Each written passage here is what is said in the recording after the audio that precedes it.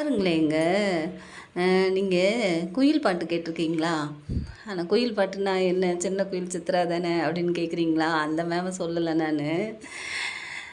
"சின்ன குயில் பாடும் பாட்டு கேக்குதா, குக்கு குக்கு கூ கு" அப்படின்னு பாடுவாங்களே, அவங்கள சொல்லலங்க.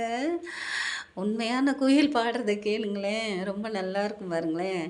நானு இன்னைக்கு பார்த்துட்டு இருந்தேனா ஜன்னல் கொடி, அப்போ ஒரு குயில் வந்ததுங்க. நம்ம ஊர்லலாம் கூ கூன்னு தானே கத்தும். அப்படின்னு நினச்சிட்டு பார்த்துட்டு இருந்தேன். இது ரொம்ப அழகாவும் இருந்தது, வித்தியாசமாவும் இருந்ததுங்க. மேலெல்லாம் புள்ளி புள்ளியா இருந்தது. அந்த குயில் வந்து கருப்பா இருக்கும். இந்த குயில் வந்து நல்லா வித்தியாசமா இருந்தது. அது பாடுற பாட்ட கேளுங்களேன். எப்படி நல்லா இருக்குதுன்னு. சூப்பரா இருந்ததுங்க. கேட்டுட்டு சொல்லுங்க.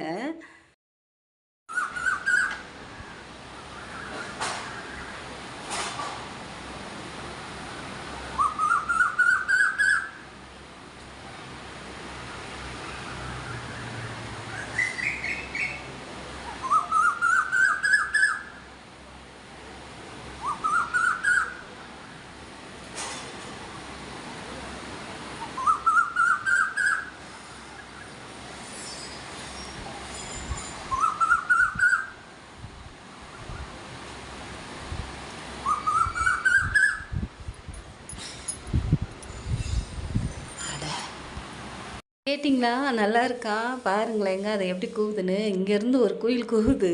அங்கேருந்து ஒரு குயில் பதிலுக்கு பாடுது.